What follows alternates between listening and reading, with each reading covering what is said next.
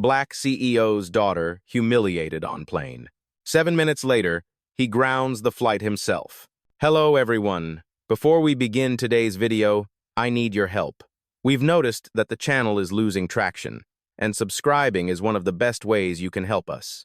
It's quick, free, and allows us to continue bringing you great content. Your support means everything.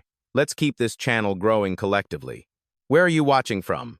Drop your city or country in the comments below. Thank you very much. Now, let's get back to the story. The cabin wasn't loud. It was surgical. White light, polished aisles, and air so still it almost warned of what was coming. Seat 2A. A young black girl, 17, pink crop top, hair braided in calm defiance. Her name was Ava Carter. She'd barely buckled her seatbelt when a voice sliced through the stillness. "Excuse me, miss. This section is for first-class passengers only." The flight attendant didn't whisper. Her tone carried authority sharpened by bias. Ava looked up, confused but polite. "I am first class." The woman frowned, gestured toward economy. Then someone made a mistake. A chuckle came from 2 rows back, an older woman in a white suit, diamond smile too practiced to be kind. "Oh, honey," she said, "you must have wandered up here by accident." Laughter, soft, careful, but real. The kind that fills a space with permission to judge. The aisle cleared. A uniformed air marshal stepped forward, posture wide, voice measured. "Mom, may I see your ticket?" Ava handed it over, steady. He scanned it once, frowned.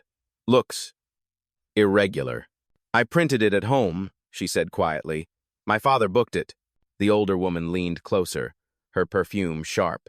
"And what does your father do, sweetheart? Drive the luggage truck?" That's when the air changed. The hum of the engines faded beneath a pulse of disbelief and anger. Ava inhaled slowly. Her mother always told her, "Don't let them script your reaction." But the words pressed hard against her chest anyway. The officer took her wrist. "You'll need to come with me." Her voice barely wavered. "For what?" "Fake boarding pass," he said. Gasps fluttered from nearby seats. Ava's eyes darted toward the window, clouds waiting. Freedom paused. "Wait!" a younger attendant called out. Her pass scanned green. The officer shot her a look. "Stay out of it, trainee." But it was too late. Everyone was watching. Phones lifted subtly, recording. The woman in white crossed her arms, smirking.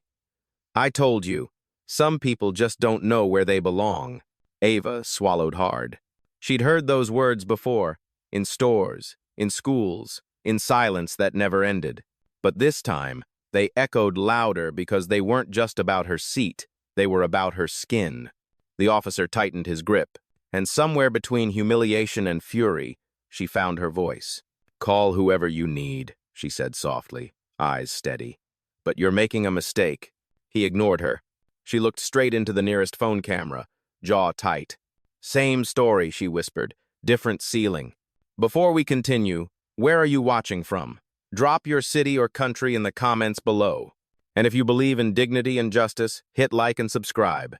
These stories spark change. And we're glad you're here. Now, back to Ava. 20 minutes earlier, before the humiliation, before the stares, Ava Carter had walked through Gate B14 like any other passenger.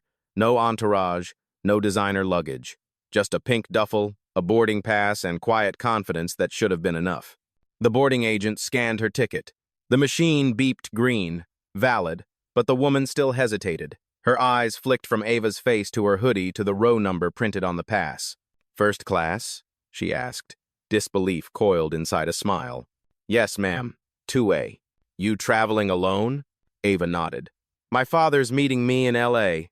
The agent's brow arched, like that single fact didn't quite add up, but she handed the ticket back anyway. Ava walked down the jet bridge, the hum of the plane growing louder with each step. She loved that sound, the promise of motion, of leaving one place for another. But she also knew what it felt like to be stopped, to be reminded she didn't fit the picture people expected. Her phone buzzed. A message from Dad. "Proud of you, kiddo. Remember, you belong wherever you walk." She smiled. He always said that before her solo flights, though he never explained why the words felt like armor. Inside the cabin, she found her seat, Cream leather, soft lighting, people sipping pre-flight champagne. Eyes followed her as she placed her bag overhead. Not all of them hostile, just curious. One man in a navy suit frowned openly. "Miss, I think you're in the wrong section." Ava kept her tone steady. 2A. That's me. He glanced at the tag above her, still not believing. Must be a mix-up. The attendant nearest to them stepped forward, smiling too tight. "Sir, I'll handle this." She turned to Ava. "May I see your pass?" Ava handed it over again. The woman looked at it, then at her. Interesting. "What's wrong?" "Nothing, just unusual." Taction after. A white-haired woman across the aisle leaned in. "What's unusual, dear?" The attendant hesitated, and that pause was enough. The woman smiled thinly. "Ah, I see." Ava sat down, pretending not to hear, but the whispers crawled through the air anyway. "Must be staff. Maybe upgraded by mistake. Those clothes?"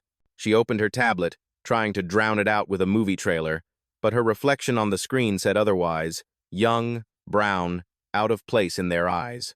The flight attendant walked off toward the galley, murmuring into a radio. Seconds later, the air marshal appeared at the cabin door. His gaze landed directly on Ava. Passengers shifted, tension rippling like static before a storm. Ava looked out the window, watching luggage carts roll beneath the wing. Somewhere in the distance, her father's plane, identical logo, same airline, was probably taxiing to another gate. He owned part of this company, but no one here knew, and she didn't want them to. She whispered under her breath, "Let's see how they act when they don't know your last name, Dad." Then she straightened her back, folded her hands, and waited. Calm, silent, unprotected. The intercom clicked overhead. "Cabin crew, prepare for door closure." But the calm didn't last long, because in less than 20 minutes, the same aisle that led her to seat 2A would turn into a courtroom, and she, the accused. The engines purred softly as passengers settled into their leather cocoons. But the stillness didn't feel peaceful. It felt like a trap waiting to spring. Ava could feel the weight of every stare pressing against her shoulders. The flight attendant returned from the galley, lips tight. She stopped at Ava's row, holding the boarding pass like it was contaminated. "Miss Carter, can I verify your ticket once more?" Ava kept her voice calm. "You've scanned it twice already." "President." The woman didn't blink. Sometimes the system glitches. Just protocol. Behind her, the air marshal stood, tall and unblinking. He looked more like a verdict than security. Ava handed the ticket again. Her hand didn't shake. Not yet. He took it, studied it as if it might confess a crime. "This says First Class 2A. Paid in full?" "Yes." He looked up. "And your father paid for it, right?" "Yes," she said again, quieter this time. "What does he do?" Ava's eyes lifted to meet his. "He leads people who don't ask questions like that." The attendant frowned. "I'll just double-check with the system." She turned toward the cockpit, her radio hissing. From across the aisle, the woman in white, pearls, pressed blazer, confidence sharp enough to cut glass, leaned in. "My dear, it's not personal," she whispered, her smile kind and cruel at once. "These seats are expensive. They need to be sure." Ava replied without looking at her. "So does dignity. To have get evolves." The woman blinked, taken aback. "Excuse me?" But Ava didn't repeat it. She sat still, hands clasped in her lap, the way her father had taught her. Stillness wasn't surrender, it was strategy. A few rows back, a man in a navy suit muttered, "Unbelievable. Kids these days think everything's theirs."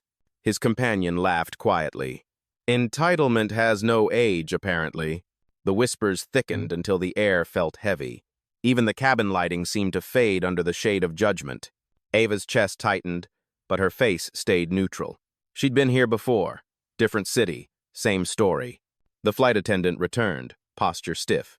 "Miss Carter, I've spoken with the captain. Your name isn't showing in our active manifest." Ava frowned. "That's impossible." "I'm afraid it's true," the woman said. "You'll need to step aside while we sort this out." Ava's voice softened, but steel lined every syllable. "You mean step aside because I don't fit your picture of a passenger in 2A? The woman blinked. "No one said that. You didn't have to." The air marshal moved closer, resting a firm hand on the seat back. Let's make this easy, all right? Ava's breath hitched, but she didn't stand. You're assuming I've done something wrong. What exactly is my crime? He didn't answer. He didn't need to. The accusation hung invisible in the air, same color as every room that had ever doubted her. Then, from the far end of the cabin, a soft voice, hesitant, barely audible. She's telling the truth. It was the trainee attendant, Mia, clutching a tablet. I saw her name. It was green before someone deleted it. The senior attendant turned sharply. Mia, stay in your lane. But the passengers had heard. Heads turned. The balance of silence began to crack. Ava looked at Mia, one stranger who hadn't chosen comfort over conscience. Their eyes met, and for a second, the fear eased. But then the intercom chimed again. The captain's voice, measured but cold. Ladies and gentlemen, we're experiencing a boarding discrepancy. Security will resolve the issue shortly. The word security echoed like a warning bell. Ava exhaled slowly, her pulse steadied. She'd promised herself not to call her father unless it became unbearable. And she could feel it was getting there. The plane hadn't left the ground, but the air was already suffocating. Every whisper, every glance carved at Ava's composure. The air marshal's hand still hovered near his belt, and the senior attendant stood stiff like a judge about to deliver sentence. Miss Carter, the attendant repeated, please step out of the cabin so we can verify your identity. Ava's eyes didn't flinch. You mean you need time to decide if I look rich enough to belong here? The attendant's jaw tightened. That's not what this is. It's exactly what this is, Ava said quietly. Phones were up now, subtle, half hidden behind magazines and coffee cups. Passengers had sensed it. This was about to become a story. The white-haired woman across the aisle folded her arms, voice coated in arrogance. Officer, do your job. This is delaying everyone. The air marshal nodded once, motioning for Ava to stand. Let's go. That's when a voice cracked through the tension. Stop, said Mia, the young flight attendant who had spoken before. She was shaking, but she didn't back down. The senior attendant snapped. Mia, this isn't your concern. It is, she said, because I saw it. Her boarding pass was valid. It scanned green before you deleted it. A ripple of gasps. Even the air marshal froze for a half second. What did you just say? The senior attendant hissed. I said you deleted it, Mia repeated, louder this time. I heard you tell dispatch to clear the duplicate seat record. You didn't even look at her ID before calling security. The older woman paled. You're mistaken. No, Mia said, finding her breath. I'm just tired of pretending not to see it. A murmur spread through the first-class cabin. Someone whispered, she's right. I saw her boarding before anyone else. Another passenger muttered, they really thought she snuck in here? Ava watched in silence, her heart pounding but her face unreadable. It wasn't shock, it was recognition. She'd seen this same chain reaction before, one truth uttered, and suddenly the room started remembering its conscience. The air marshal looked torn. Mom, can you confirm your identity another way? Ava nodded once. Sure. She reached into her pocket and pulled out her phone. You can call the number on this reservation. The name's Marcus Carter. The attendant blinked. Who's that? My father. The name didn't register yet, not to them. But to Ava, it was the first move in a quiet storm. Mia swallowed hard. I know that name. Isn't he? Enough, the senior attendant barked. Mia, you're done talking. You're jeopardizing your job. Mia met her gaze, voice trembling but defiant. Then fire me, but I won't watch you humiliate someone who did nothing wrong. The silence that followed was electric. Even the engines seemed to hum quieter. The officer stepped back slightly. Let's hold off for a moment. Thanks for watching. Who is inspired? But the woman in white wasn't done. Hold off? She's in my airspace, officer. Remove her before this turns into some spectacle. Ava turned her head slowly, meeting the woman's eyes. You've already made it one. The officer sighed, caught between orders and unease. Fine. We'll wait for ground confirmation. He let go of her wrist. For the first time in minutes, Ava's arms were free. She rubbed the faint red mark where his hand had been and exhaled. Her gaze shifted toward Mia. Gratitude unsaid but understood. The young attendant gave a small nod, clutching her tablet like a shield. You're not alone, she whispered. Ava glanced toward the window. The tarmac glowed under the noon sun, quiet and patient, like the world itself was holding its breath. Inside her watch, a small green light blinked, a private signal coded between father and daughter. Her fingers hovered above it. Not yet, she thought. But the line between humiliation and action was thinning fast. The pause didn't bring calm. It brought pressure, thick, tightening, crawling across the cabin like a storm looking for somewhere to strike. The officer stood guard beside Ava's seat, arms stiff, jaw locked. The senior attendant paced in the aisle, whispering sharply into her radio. The woman in white watched Ava the way someone watches a problem that refuses to stay small. Ava stayed still, too still.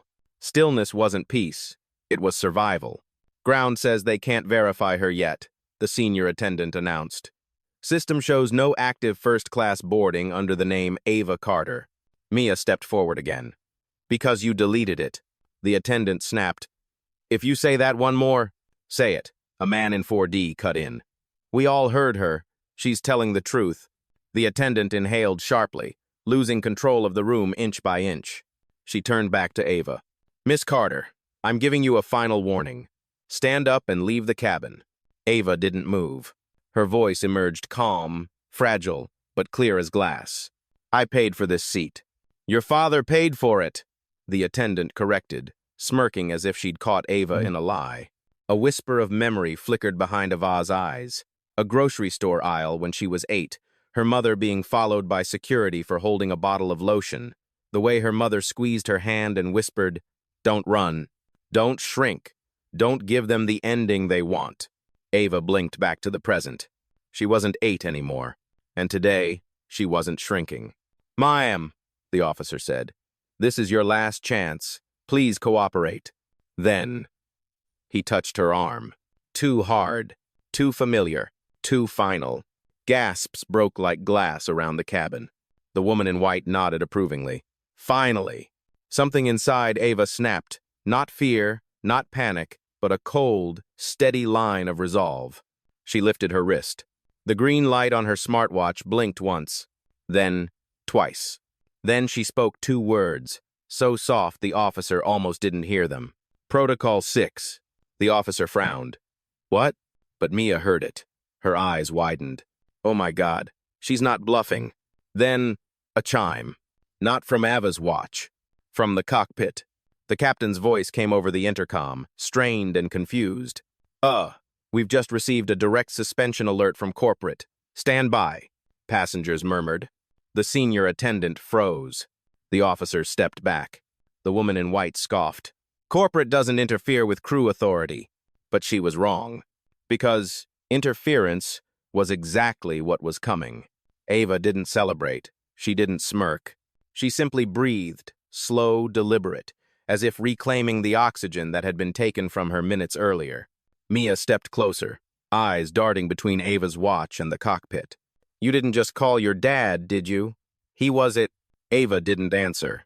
The officer, suddenly uneasy, adjusted his stance. Miss Carter, who exactly is your father? Before Ava could respond, another memory surfaced, sitting in her father's office at age 12, spinning in his leather chair while he typed reports. She had asked him, Why do you always tell me to stay calm when people treat me wrong? He rested a hand on her shoulder and said, Because real power doesn't yell, sweetheart. It moves. And now, power was moving, right down the jet bridge. The cabin lights flickered as the plane halted its final checks.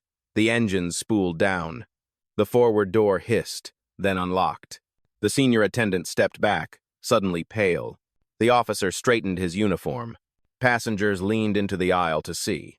Footsteps approached, slow, deliberate, unmistakably authoritative. Ava looked toward the door. Her pulse steadied. Her jaw set. The breaking point wasn't when they touched her.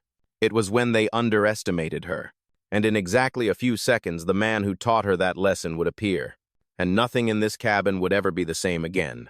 The plane door slid open with a hiss that cut through the cabin like a blade. The jet bridge lights spilled inside, cool, sterile, official. Every head in first class turned. The whispers stopped. Even the engines seemed to hold their breath. Ava didn't move. Her hands stayed folded in her lap, but her heartbeat slowed not from fear but from recognition. She knew those footsteps. A tall, broad-shouldered figure stepped inside the cabin. Gray suit, unbuttoned jacket, no tie. Calm written into every line of his face. Marcus Carter, not the name on Forbes.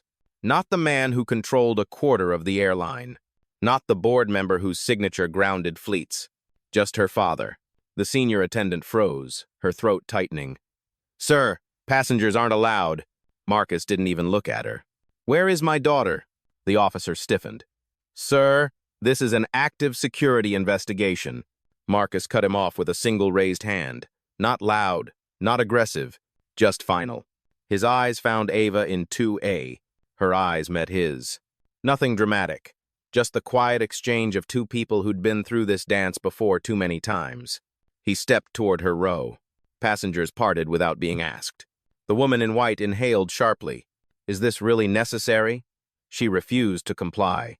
Marcus turned, slowly. One eyebrow lifted. That's your explanation for putting your hands on a minor? The woman shrank back, her pearls suddenly too heavy for her throat. Well, I didn't touch. You didn't need to, Marcus said. Your voice did the job. The cabin went silent. Marcus finally reached Ava's row. He crouched so his face was level with hers. You okay? He asked quietly. Ava nodded. I stayed calm. In the davit, a faint smile crept across his face. I knew you would. Then he stood, taller, firmer, and the temperature in the cabin shifted. Officer, Marcus said, turning with surgical precision, why is my daughter being detained? The air marshal swallowed. Her boarding pass was invalid. Marcus raised one eyebrow. Is that so? He pulled a phone from his jacket. Tapped once. Put it on speaker. A voice answered instantly, crisp, composed, corporate. This is Rachel Harris, Executive Administrator for the Horizon Airlines Board. Mr. Carter, we received your alert. Protocol 6 is live. How should we proceed? The senior attendant's knees buckled. Marcus didn't look away from the officer. Rachel, inform the captain that Flight 227 is suspended. I want every member of crew involved in this incident relieved of duty before this plane moves an inch. This crescent, retained. Rachel replied, already done, sir. Ground control is dispatching a replacement crew. The woman in white gasped. Replacement? You can't be. This is outrageous. Marcus turned toward her, expression unreadable. Outrageous is assuming a young black girl in first class must be a mistake. No raise in volume. No anger. Just truth dropped like steel. The officer stammered, Mr. Carter, sir, if I'd known she was your. Marcus stepped forward. Her worth is not defined by being my daughter. Silence. Not one passenger dared breathe. Rachel's voice returned through the speaker. Mr. Carter, Captain Ruiz has stepped off the flight. Crew members are waiting by the jet bridge for temporary suspension review. Do you want the officer removed as well? Marcus didn't break eye contact with the air marshal. Yes. The officer's breath caught. Sir, please. Escort him out, Marcus said. He put hands on a child. That ends today. Thank you. In applause. 2 gate security officers, summoned silently, stepped into the cabin and guided the air marshal toward the door. He didn't resist. He couldn't. The senior attendant tried one last time. Mr. Carter, I was simply following protocol. Marcus shook his head. No, you were following your prejudice. She dropped her gaze. Passengers whispered now, but the tone had changed. Not judgment. Recognition. Ava breathed, slow and even. Her father placed a hand briefly on her shoulder. Not possessive protective. Then, Marcus addressed the entire cabin. Ladies and gentlemen, this flight will resume once my daughter and every passenger on board is treated with the dignity they paid for. And for the first time since boarding, first class applauded. Ava didn't smile. She didn't need to. The turn had arrived. Quiet, controlled, devastating. And the storm had only begun. The applause faded into a charged, quiet one of those silences, heavier than shouting, thick enough to feel on the skin. Marcus didn't raise a hand to calm the cabin. He didn't need to.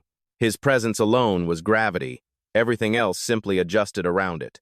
The senior attendant stepped forward, still clinging to the last thin thread of authority. Mr. Carter, sir, If we had known... Marcus turned his head just enough for his gaze to land on her. You didn't need to know who she was, he said. You only needed to know she was human. Her throat bobbed. The pearls on her collar suddenly felt like a chain. Then Marcus reached into his jacket and pulled out a slim black folder, embossed with the Horizon Airlines crest in gold. He opened it with the precision of someone who had done this before, too many times, in rooms where excuses dressed themselves as policies. Inside, a platinum executive badge, a board-level clearance pass, a signed authorization letter bearing his name, Marcus D. Carter, Chief Executive Officer, Horizon Holdings. A collective gasp swept the cabin like a wave breaking against metal. The woman in white stumbled back into her seat. You're him? Marcus didn't bother looking at her. I've been him every day, but today you treated my daughter like she was no one. The man in the navy suit who had scoffed earlier now sat rigid, knuckles white. I didn't realize. Marcus cut him off calmly. Realization isn't the same as respect. Mia, the young flight attendant, clutched her tablet with wide eyes caught between shock and relief. She whispered, I knew the name. I just didn't think. Marcus gave her the slightest nod. Thank you for speaking up. The words nearly made her cry. She looked away, swallowing hard. But the senior attendant tried one last defense. Mr. Carter, there must have been a misunderstanding. Marcus closed the folder. A single click, sharp as a verdict. No, he said. There was a decision. You made it the moment you saw her. Silence cracked across the cabin. The air marshal, already standing by the door under escort, lowered his head. Sir, I apologize. Marcus didn't acknowledge it. Not cruelty, just clarity. You'll answer to corporate, he said. Not to me. His furisitive in a minute. The captain removed minutes earlier peeked from the jet bridge. Defeated. Crew members behind him whispered urgently, piecing together the disaster unfolding in real time. Then Marcus turned back to the passengers.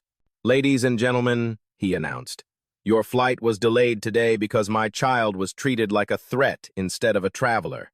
A hush fell. Even the humming ventilation seemed to stop. She didn't raise her voice. She didn't argue. She didn't break a single rule.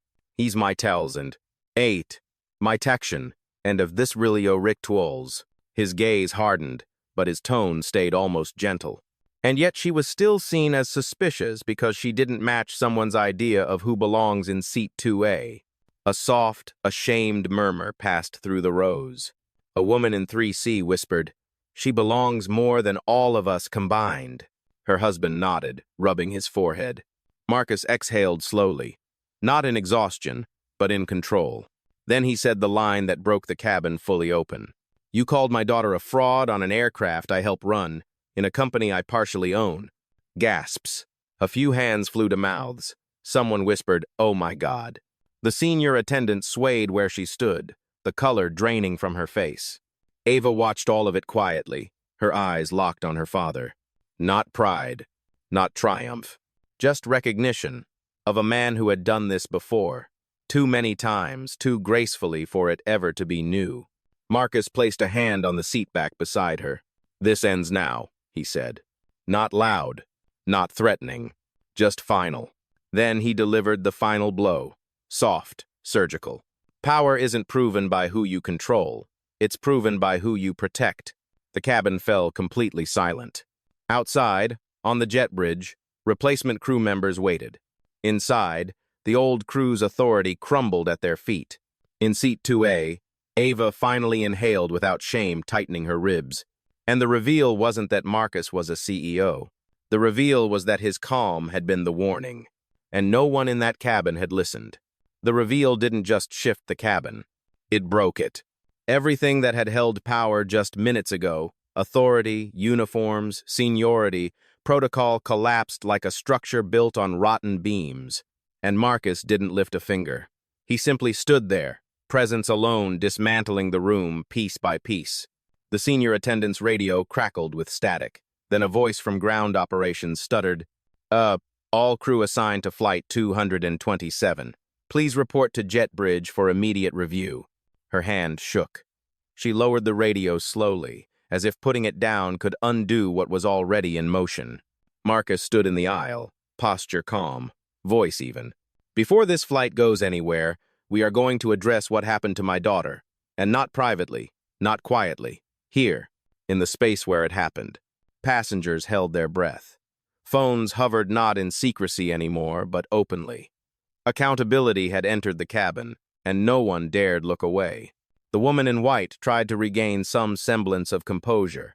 "Mr. Carter, surely this can be handled without disrupting the entire flight." Marcus turned to her, gaze steady.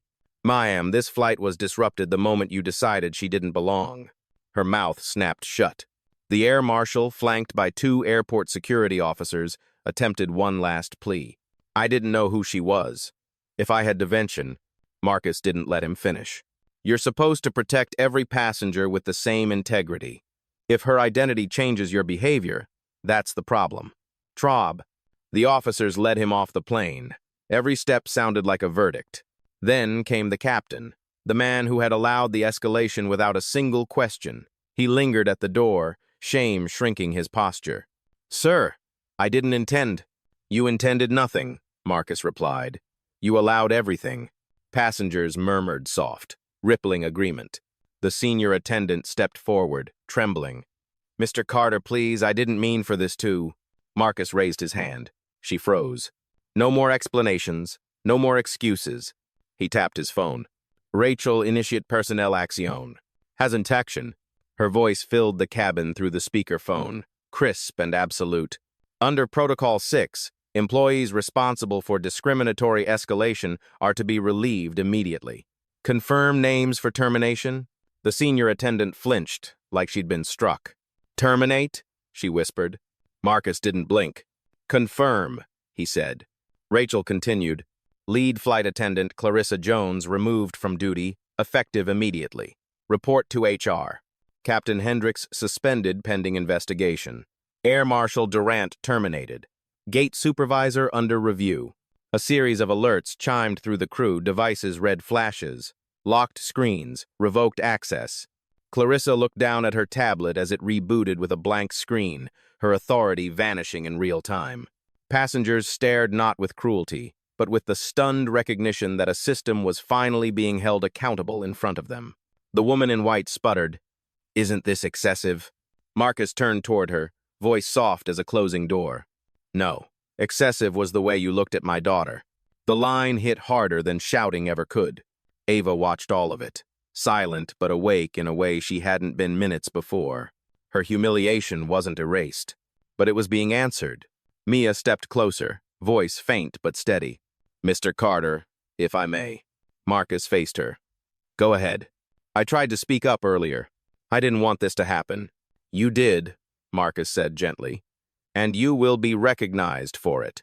She exhaled shakily, part relief, part disbelief.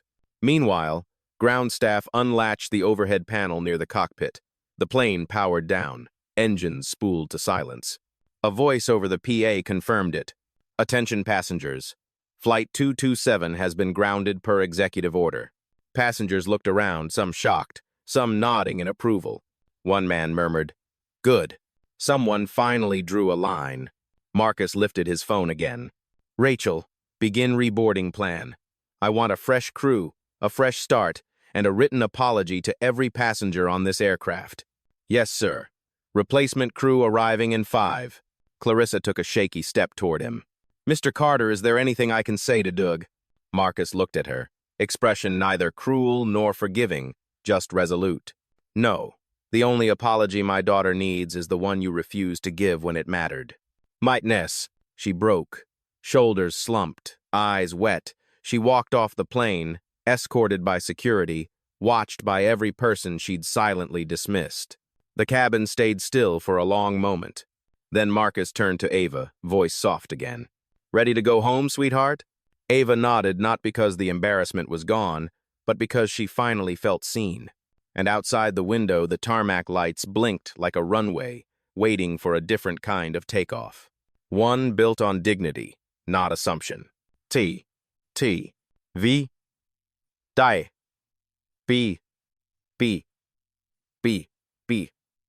E tot 600 token Joe Part Nagan.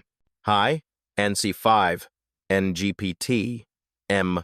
NGPT, NGP, NGPT, to mature, NGP, SGP, NGP.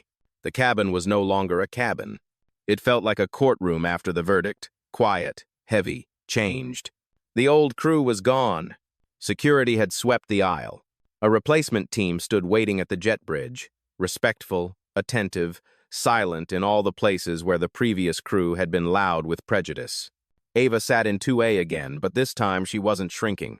She wasn't watching the floor or the phones or the whispers. She was breathing deep, steady, as if reclaiming oxygen that had been taken from her cell by cell. Marcus stood at the front of the cabin, hand resting lightly on the seat back in front of him. Not posing. Not performing. Just standing. A man who'd carried too many storms and learned to deliver calm as a weapon.